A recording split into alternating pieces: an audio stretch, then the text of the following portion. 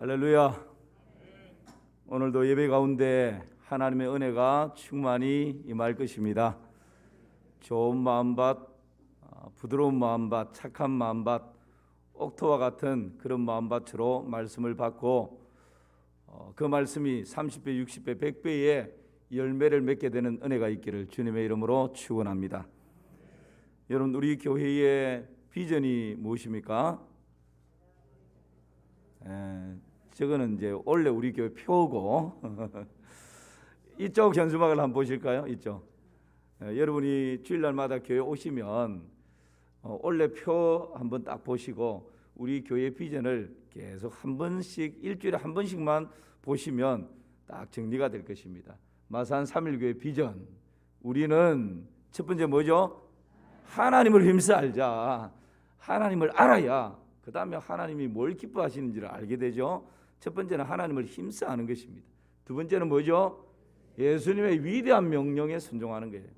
예수님의 위대한 명령이 뭡니까? 모든 족속으로 제자 삼는 것입니다. 선교 사명, 이게 예수님의 위대한 명령입니다. 거기에 순종하는 교회가 되기를 원하고, 그 다음에 세 번째가 뭐죠? 예수님의 위대한 계명이에요. 계명. 위에는 예수님의 위대한 명령, 모든 족속으로 제자 삼는 선교 명령이고, 그 다음에는 예수님의 위대한 계명에 뭐함으로요? 순종함으로 영혼 구원하여 제자 삼는 교회다. 이게 우리 교회의 비전입니다. 그렇다면 예수님의 위대한 계명이 뭡니까, 여러분? 예수님의 위대한 계명. 예수님의 위대한 계명은 한마디로 말하면 하나님 사랑이고 이웃 사랑입니다. 이것이 예수님의 위대한 계명입니다. 예수님의 위대한 계명이 뭐라고요? 하나님 사랑이고 이웃 사랑이다. 마태복음 오늘 읽었던 본문입니다. 37절에서 40절 말씀입니다. 이 본문이 우리 교회의 비전, 예수님의 위대한 계명에 순종하는 우리 위대한 계명입니다. 같이 한번 읽어볼까요? 시작. 예수께서 이르시되 내 마음을 다하고 목숨을 다하고 뜻을 다하여 주 너희 하나님을 사랑하라 하셨으니 이것이 크고 첫째 되는 계명이요 둘째도 그와 같으니 내 이웃을 내 자신같이 사랑하라 하셨으니 이 두 계명이 온 율법과 선지자의 강령이니라. 아멘. 예수님의 위대한 계명은 하나님 사랑, 이웃 사랑, 이웃을 내 몸과 같이 사랑하라 하는 그 사랑입니다. 그래서 오늘은 예수님의 위대한 계명 이 두 가지를 함께 살펴볼 것입니다. 먼저는 하나님 사랑입니다. 한 여인이 청년을 아주 많이 사랑했다고 합니다. 그 여인에게 매일 사랑을 고백했지만 그 여인은 이 청년의 고백을 믿을 수가 없었습니다. 애원하는 청년에게 이 여인이 한 가지 조건을 말합니다. 100일 동안 매일 밤 정각 9시에 장미 한 다발을 가지고 내 방 창가에 와서 사랑을 고백하면 당신의 진심을 내가 받아들이겠다고. 그러고 나서 그날부터 시작해서 이 청년이 밤 9시 정각만 되면 그 여인의 방 창가에 가서 장미 한 다발을 들고 사랑을 매일매일 고백하는 겁니다. 드디어 100일째가 되었습니다. 그런데 이 마지막 날 비가 억수같이 쏟아집니다. 그리고 막 비바람이 몰아칩니다. 8시쯤 되어서 방 안에 있는 이 여인의 마음이 반신반의하는 마음이 들었습니다. 야, 오늘같이 이렇게 비가 억수같이 쏟아지고 바람이 몰아치는데 오늘 올까 말까? 그런 생각을 들었는데 9시 정각이 되자 드디어 나타났습니다. 비가 쏟아지니까 우비를 푹 눌러쓰고 장미꽃을 한 다발 들고 창가에 나타나는 거죠. 그러니까 이 안에서 지켜보고 있던 이 여인이 너무 감동했습니다. 그리고는 우산을 들고 밖으로 쫓아나가서 이제 됐다고, 이 정도 했으면 당신이 얼마나 진심으로 나를 사랑하는지 내가 알 수 있으니까 이제 그만하고 방으로 들어가자고 그렇게 안내를 했더니만 이 우비를 덮어쓰고 있던 이 사람이 근데요 저 아르바이트생인데요 그러는 거예요. 여러분, 가장 진실해야 하고 숭고해야 하는 사랑마저도 돈으로 해결하려고 하는 이 시대상을 이렇게 풍자하는 그런 이야기가 아닌가 생각됩니다. 제가 이 이야기를 읽으면서 우리 중에 주일날 예배드리러 오는 것도 그냥 알바생을 대신 보낼 수 있다면 그렇게 할 사람은 없을까? 그런 생각 살짝 스쳐 지나갔습니다. 예배드리러 나오는 이 시간, 이 장소, 나 대신 돈 몇 푼 줘서 알바생 보내서 나를 대신해서 예배드리는 거 오케이 된다면 아마 그럴 사람도 들어 많을 것 같아요. 여러분, 하나님을 사랑하며 삽시다.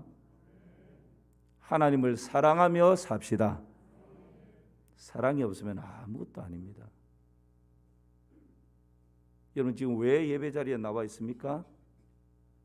다른 이유, 다른 조건이 예배 자리에 앉아 있는 이유가 되면 안 됩니다.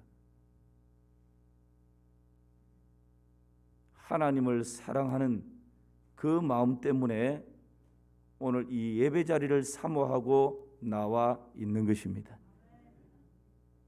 오늘 왜 우리가 교사로, 찬양대로, 주차봉사로 지금도 보이지 않는 저 방송실에서는 자막을 넘기면서 혹시 볼륨에 하우링이 나지 않을까, 보이는 곳 보이지 않는 곳에서 이렇게 헌신하고 아름답게 섬기고 있습니까? 딱 한 가지 이유가 있다면 하나님 사랑하는 이유 때문이어야 합니다. 그것이 이유가 되지 않고 그것이 목적이 되지 않으면 조그마한 일에 시험 들게 되고 조그마한 일에 한다 못한다 이런 이야기가 나올 수밖에 없습니다. 하나님 사랑하는 그것이 동기가 되어서 예배가 되고 하나님 사랑하는 것이 동기가 되어서 섬김의 자리에 머물러 있을 때 그것이 가장 아름다운 예배가 되는 것이죠. 그런 은혜가 우리의 삶 가운데 풍성한 열매로 맺혀지기를 주님의 이름으로 축원합니다. 여러분, 인간의 불행은 돈 때문에 불행해지는 것이 아니고 많이 배우지 못했기 때문에 불행한 것이 아니고 인간의 불행은 하나님을 떠나버린 데서부터 시작되었습니다. 하나님을 떠나 마귀에게 속하게 되고 심판을 받게 되는 그것 때문에 인간의 불행은 시작된 것입니다. 이 운명에서 빠져나오는 길이 뭡니까? 여러분, 이 운명에서 빠져나오는 유일한 길은 예수 그리스도밖에 없습니다. 돈으로 되는 것이 아니고 지식으로 되는 것이 아니고 나의 인격으로 되는 것이 아니고 오직 예수 그리스도를 통해서 이 운명이 바뀌어지는 것입니다. 저주가 축복으로 바뀌어지는 것입니다. 그래서 예수님께서 내가 곧 길이요 진리요 생명이라고 나로 말미암지 않고는 아버지께로 올 자가 없다고 분명히 말씀하고 있습니다. 사랑하는 성도 여러분, 하나님을 사랑하면 지배하는 사람이 섬기는 사람으로 바뀝니다. 하나님을 사랑하면 투쟁하던 사람이 화목하는 사람으로 바뀌어지는 것입니다.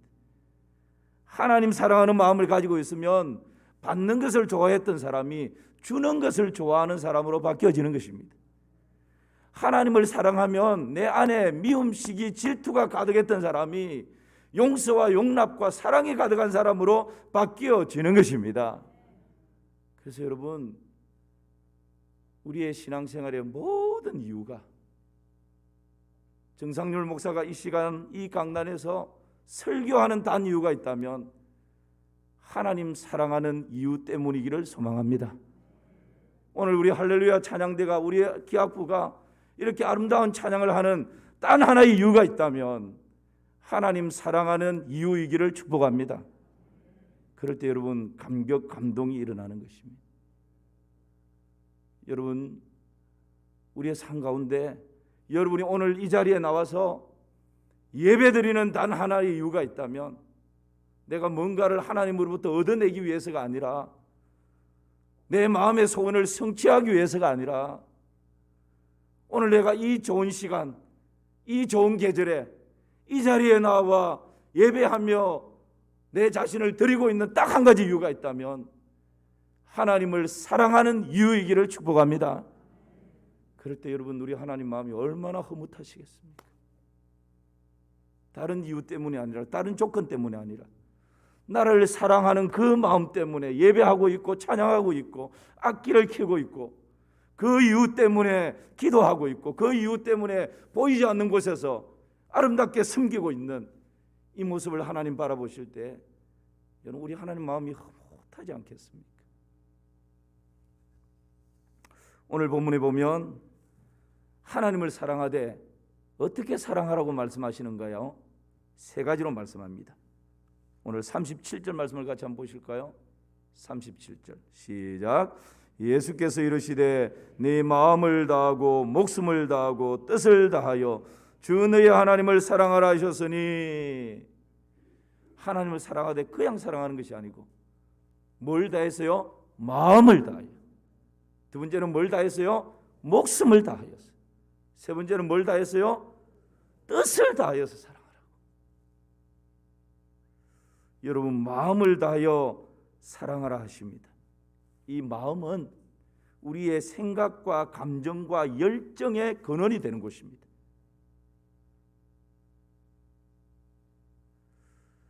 하나님 사랑은 머리가 아니라 가슴이어야 합니다.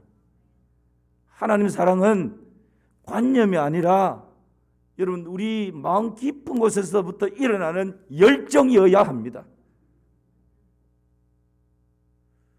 많은 경우 하나님을 내가 머리로 알고 있기 때문에 하나님을 사랑한다라고 생각할 때가 있습니다. 그러나 여러분, 우리 이 마음 가운데서 하나님 사랑하는 열정이 일어나고 하나님 사랑하는 불붙는 그런 뜨거움들이 일어날 때, 그때 진실로 하나님의 사랑이 느껴지고 내가 하나님을 사랑하고 있다라는 그런 증거가 우리 가운데서 나타나는 것입니다. 마태복음 15장 8절 말씀 보실까요? 시작.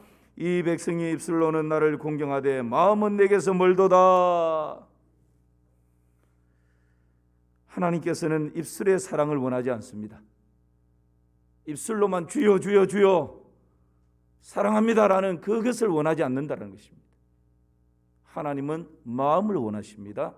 중심을 원하십니다. 그래서 여러분, 양육반화 때 제가 말씀드렸지만 우리 사람에게 있어서 영적 싸움터 세 곳이 있는데 생각과 마음과 입술의 영역입니다. 특별히 이 마음의 영역을 악한 마귀 사단이 차지하려고 온갖 수단과 방법을 가리지 않고 공격합니다. 때로는 유혹하고 미혹하고 덫을 넣고 안 되면 위협까지 해서라도 이 마음의 영역을 차지하려고 합니다. 그러므로 무릇 지킬 만한 것보다 더욱 내 마음을 지키라. 생명의 권한이 이에서 남이라 말씀합니다. 우리의 마음의 영역을 악한 영들에게, 유혹하고 미혹하는 영들에게 빼앗기면 안 됩니다. 마음의 영역을 하나님으로 가득 채우시기를 주님의 이름으로 축원합니다. 마음의 영역에 하나님께서 좌정하셔서 나의 생각의 권한, 열정의 권한, 사랑의 권한을 하나님께서 딱 좌정하시고 통치하시고 다스리시고 그렇게 해주실 때 여러분, 우리의 마음에 모든 악함들과 더러움들이 깨끗이 떠나가게 되는 것입니다. 그래서 우리의 온 마음을 다하여 하나님을 사랑하라 말씀하십니다. 치열한 영적 전쟁터인 이 마음을 그리스도 예수 안에 있는 하나님의 평강으로 잘 지켜내시기를 주님의 이름으로 축원합니다. 두 번째는 하나님을 사랑하되 어떻게 사랑하라고요? 목숨을 다하여 사랑하라 말씀합니다. 하나님은 생명을 걸고 사랑하지 않으면 느껴지지 않습니다. 사랑은 따지는 것도 아니고 조건을 거는 것도 아닙니다. 상대적인 것이 아닙니다. 진짜 사랑은 목숨을 내놓는 사랑입니다. 하나님께서 우리를 사랑하시되 십자가에서 목숨을 내어놓으면서 우리를 사랑하셨습니다. 그 사랑이 진짜 사랑인 것이죠. 로마서 5장 8절 말씀 같이 보실까요? 시작. 우리가 아직 죄인 되었을 때에 그리스도께서 우리를 위하여 죽으심으로 하나님께서 우리에 대한 자기의 사랑을 확정하셨느니라. 독생자 예수 그리스도를 십자가에 비참하게 죽이기까지 하시면서 우리를 사랑하신 그 하나님의 사랑,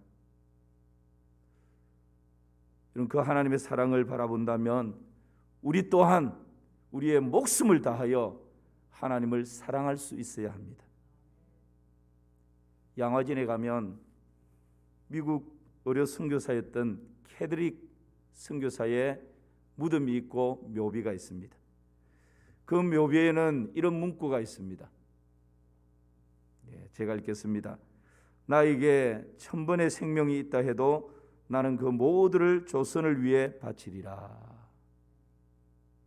참 여러분 감동이 되지 않습니까?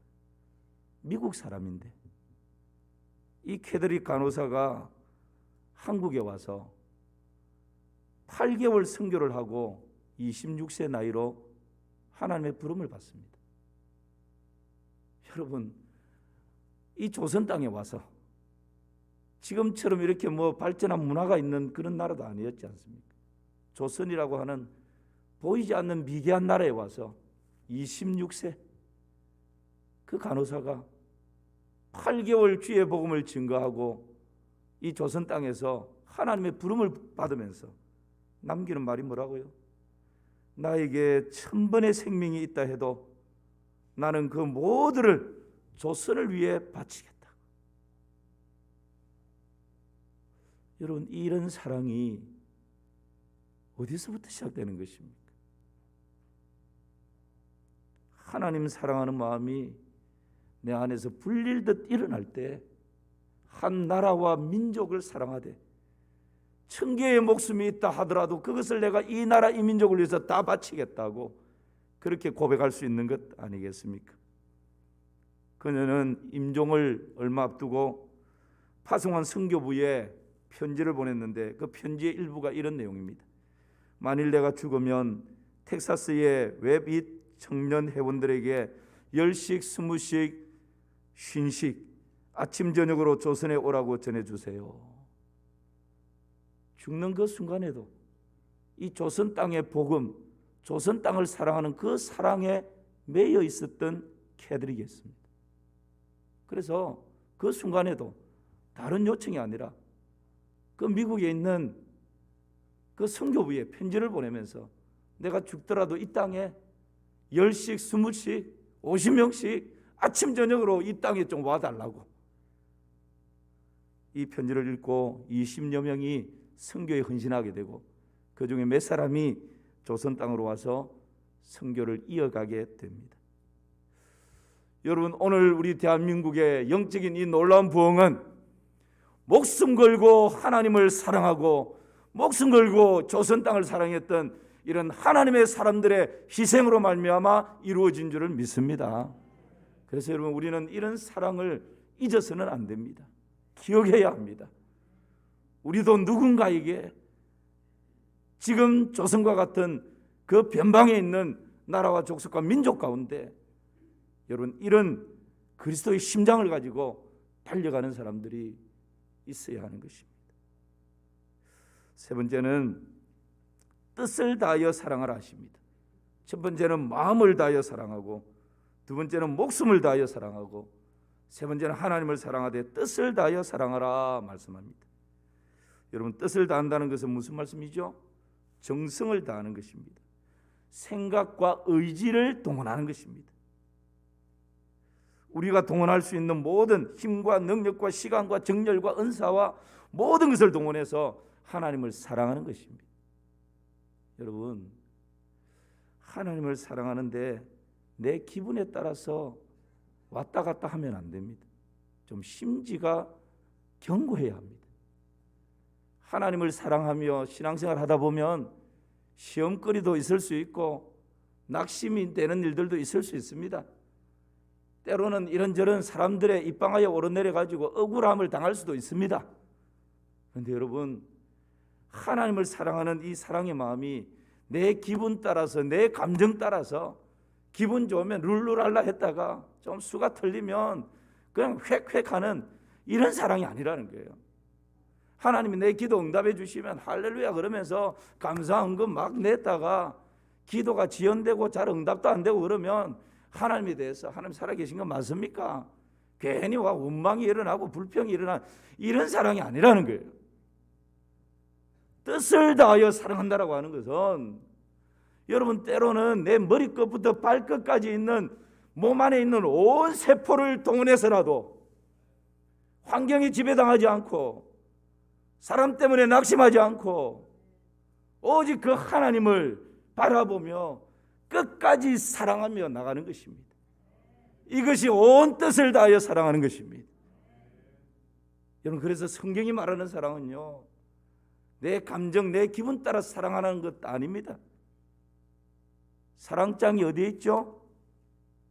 고린도전서 그렇죠 13장입니다. 그 사랑장에 사랑이 어떻게 시작합니까? 사랑은 그렇죠 오래 참고로 시작합니다. 여러분 오래 참는 것이 내 기분 따라서 됩니까? 아니에요. 부부 생활하면서 여러분 그 사랑을 꽃피우는 것이 신혼 때처럼 그냥 그 감정적인 사랑 가지고 되는가요? 아닙니다. 한바탕 하고 뭐 도장을 찍내 마네 그럴 때에 동원되어야 될 사랑이 뭡니까? 의지적인 사랑이에요. 내 이성을 동원하고 내 가족들을 동원하고 내 몸 안에 있는 온 세포까지 동원해서 사랑은 오래 참고 온유하고 시기하지 아니하고 사랑은 모든 것을 참으며 모든 것을 믿으며 모든 것을 바라며 모든 것을 견디느니라. 모든 의지가 동원되는 사랑이 성경에서 가르치시는 사랑입니다. 그러므로 우리 하나님을 사랑하되 온 마음을 다하여 사랑하고 목숨을 다하여 사랑하고 뜻을 다하여 사랑하라 말씀하시는 것입니다. 이런 사랑이 저와 여러분 가운데 가득하면 좋겠습니다. 여러분 우리 다른 이유 말고 예배하고 신앙생활하고 이곳저곳에서 교회를 섬기고 오늘 이 시간 이 귀한 날 이 시간 우리가 이 자리에 나와 앉아 있는 이 이유도 다른 이유들 말고 다른 조건들 말고 하나님을 사랑하는 이유이기를 주님의 이름으로 축원합니다. 그렇게 살아가십시다. 주님과 함께하는 이 고요한 시간 주님의 보좌 앞에 내 마음을 쏟네 모든 것 아시는 주님께 감출 것 없네 내 마음과 정성 다해 주 바라나이다 나 염려하잖아도 내 쓸 것 아시니 나 오직 주의 얼굴 구하게 하소서 다 이해할 수 없을 때라도 감사하며 날마다 주 따르오리다 다 같이요 온 마음 다해 사랑합니다 온 마음 다해 주 알기 원하네 내 모든 삶 당신 것이니 주만 섬기리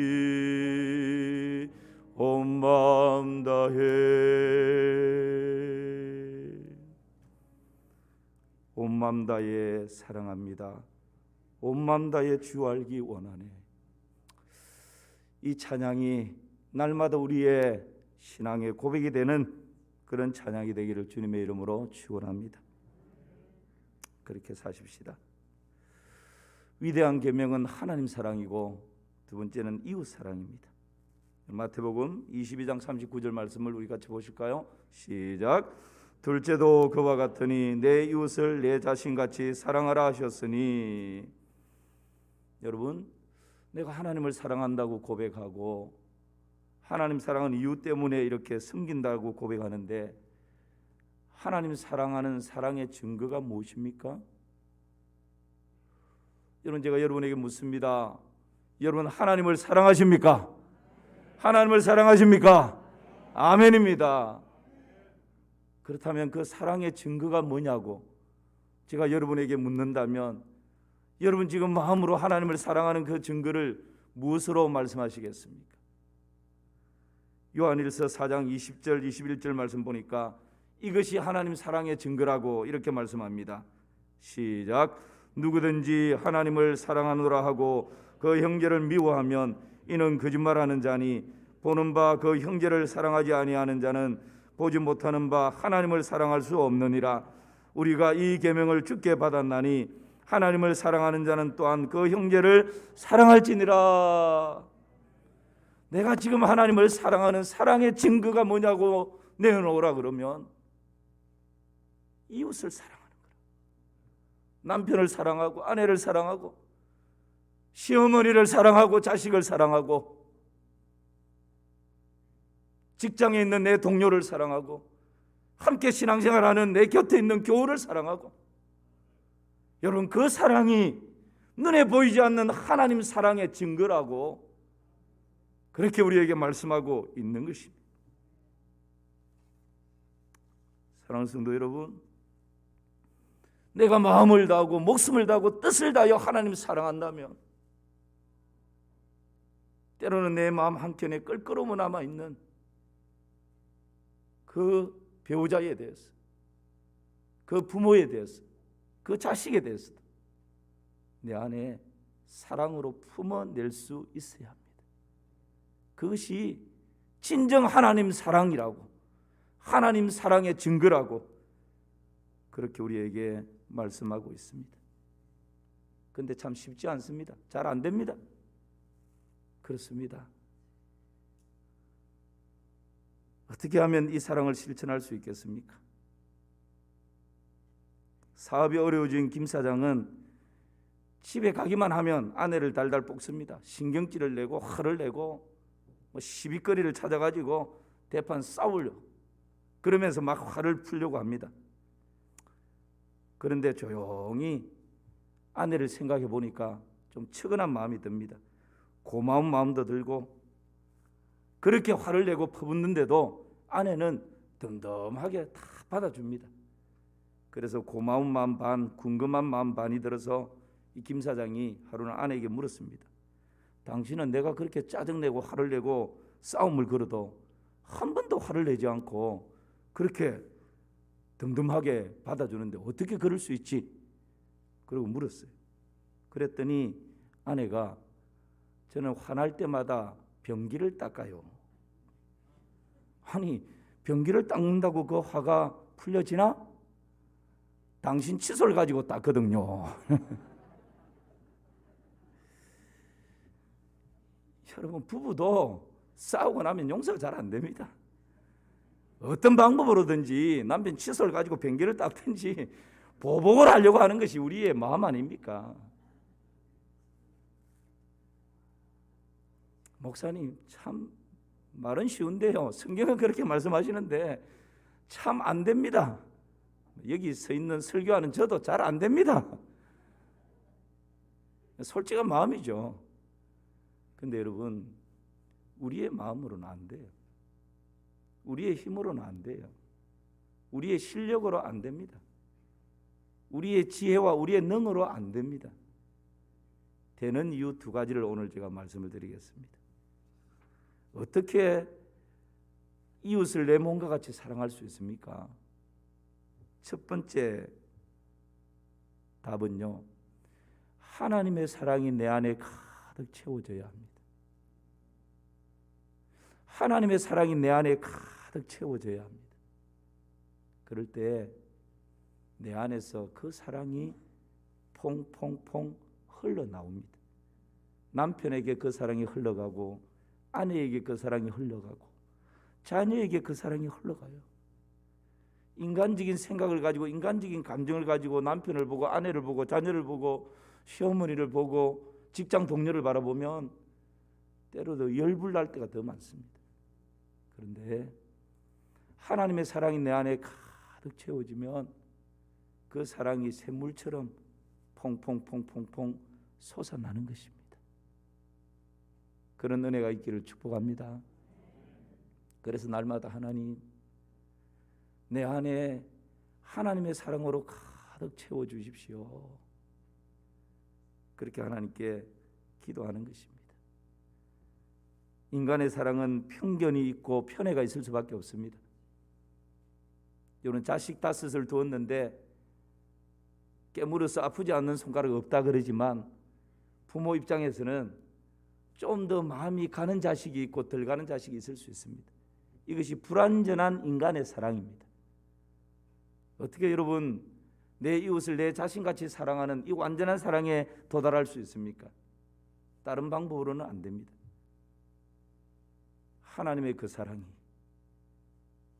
나를 살리기 위해서 나를 사랑하는 그 증거로 독생자까지 아끼지 않으시고 십자가 죽음의 자리에 내놓으신 그 놀라운 하나님의 사랑이 깨달아지고 느껴지고 그 측량할 수 없는 하나님의 사랑이 내 안에 가득 채워질 때, 그때 비로소 내 이웃을 내 자신같이 사랑할 수가 있는 것입니다. 오늘 예배드리는 여러분의 가슴 속에 하나님의 측량할 수 없는 그 사랑이 가득 채워지기를 주님의 이름으로 축원합니다. 하나님이여, 그 사랑을 우리의 가슴에 가득 채워 주시옵소서. 그 사랑을 채워 주시옵소서. 그 사랑이 가득 채워지면 모든 미움과 시기와 질투와 정죄와 판단이 사라져버리게 되는 것입니다. 여러분, 그 사랑으로 살아가십시다. 두 번째는 성령이 임할 때 가능합니다. 로마서 5장 5절 말씀을 같이 보실까요? 로마서 5장 5절입니다. 시작. 소망이 우리를 부끄럽게 하지 아니함은 우리에게 주신 성령으로 말미암아 하나님의 사랑이 우리 마음에 부음받음이니. 하나님의 사랑으로 가득 차고 싶은데 잘 안 돼요. 머리로는 아는데 약합니다. 근데 오늘 로마서 5장 5절에 보니까 우리에게 주신 성령으로 말미암아 하나님의 사랑이 우리 마음에 어떻게 됐다고요? 부음받았더라고. 여러분, 예수 그리스도를 구주와 주로 믿는 우리의 심령 가운데는 내가 원하든지 원하지 않든지 하나님의 성령으로 말미암아 하나님의 사랑이 우리 가슴 속에, 우리 마음 가운데 충만히 부음받아 있습니다. 여러분, 믿으십니까? 그래서 우리가 의지를 동원해서 사랑하기로 선택하면 성령님이 도와주셔요. 내 기분, 내 감정, 그것이 아니라 하나님, 이미 성령으로 내 마음 가운데 하나님의 사랑이 부음받았다면 이제 미움을 선택하는 것이 아니라, 정죄와 판단을 선택하는 것이 아니라 하나님의 용서를 선택하고 하나님의 사랑을 선택할 수 있도록 힘을 달라고. 여러분, 성령의 소욕을 따라 행할 때 육신의 소욕이 사라지는 것입니다. 영의 생각을 따를 때 육의 생각은 떠나가는 것입니다. 그러므로 우리 안에 부음받아진, 성령으로 말미암아 부음받아진 그 하나님의 사랑이 나의 일상 가운데서 힘을 발휘할 수 있도록 그렇게 여러분 날마다 살아가는 것이죠. 그래서 성령의 열매가 9가지가 있죠. 뭡니까? 사랑과 희락과 화평과 오래 참음과 자비와 양성과 충성과 온유와 절제입니다. 그 성령의 열매 첫 번째가 뭐라고요? 사랑이에요. 사랑. 성령으로 말미암아 우리에게 하나님의 사랑이 부음받았더라고. 그리고 그 성령의 열매 마지막 부분에 보면 이 같은 것을 금지할 법이 없느니라. 하나님의 사랑으로 살아가는 것이 내 힘으로, 내 능으로, 내 지혜로, 내 실력으로, 내 인격으로 될 수 없습니다. 그러나 하나님의 성령께서 나를 붙들어 주시면 성령께서 나를 통치하시면, 성령께서 나를 인도하시면 내 안에 부음받아어진 그 하나님의 청량할 수 없는 사랑이 샘물처럼 우리의 일상 가운데 넘쳐나게 될 줄을 믿습니다. 그렇게 살아가십시다. 어느 교회 야사에 보면 예수님을 찾아온 동방박사가 세 사람이 아니고 네 사람이라고 소개합니다. 네 번째 사람은 의약품을 가지고 주님께 예물을 드리려고 준비를 했습니다. 네 사람의 박사들이 주님을 찾아가는 여행 중에 사막을 지나가는데 병들어 신음하고 있는 사람을 만나게 됩니다. 그 환자를 보고는 그대로 지나칠 수가 없어서 이 네 번째 박사가 자신이 가지고 있던 식량과 의약품을 가지고 그 신음하고 있는 환자를 치료해주고 정성껏 간호를 합니다. 여러 날이 지나고 이 환자는 점점점 소생해서 건강을 회복합니다. 그런데 의약품을 다 써버렸습니다. 양식도 다 소진되어 버렸습니다. 환자를 돌아보느라고 피곤에 지쳐서 더 이상 여행할 수 있는 기력을 잃어버렸습니다. 이 네 번째 박사는 그 환자 곁에 누워서 하나님께 이렇게 기도를 합니다. 사랑하는 주님, 저는 메시아이신 주님의 탄생을 경배하기 위해 의약품을 가지고 왔습니다. 그러나 저는 이 아픈 사람을 그냥 두고 갈 수 없어서 이 사람을 위하여 의약품을 다 써버렸습니다. 이제는 길을 안내하는 사람도 없고 몸도 너무 지쳐서 더 이상 갈 수가 없습니다. 그러나 주님, 제가 주님을 너무너무 사랑하는 것 아시죠? 그리고 주님이 이 땅에 오심을 진심으로 환영하고 경배합니다. 제 사랑을 받아주세요. 기도가 마쳤을 때 놀랍게도 그 곁에 신음하던 환자가 주님의 모습을 하고 앉아 있었습니다. 여러분, 우리 주님께서는 이 땅의 가장 작은 소자에게 한 것이 곧 내게 한 것이라고 그렇게 말씀하십니다. 우리가 하나님을 사랑하며 살아가는 것 위대한 계명입니다. 하나님 사랑의 증거가 무엇이라고요? 바로 내 곁에 앉아있는 그 지체를 온 마음과 목숨과 뜻을 다하여 사랑할 때, 여러분, 그것이 바로 제자됨의 증거이고 눈에 보이지 않는 하나님 사랑하는 사랑의 증거라고 우리에게 분명히 말씀하십니다. 예수님의 위대한 계명을 따라 순종함으로 하나님의 영광이 여러분을 통해서 아름답게 드러나는 은혜가 있기를 주님의 이름으로 축원합니다.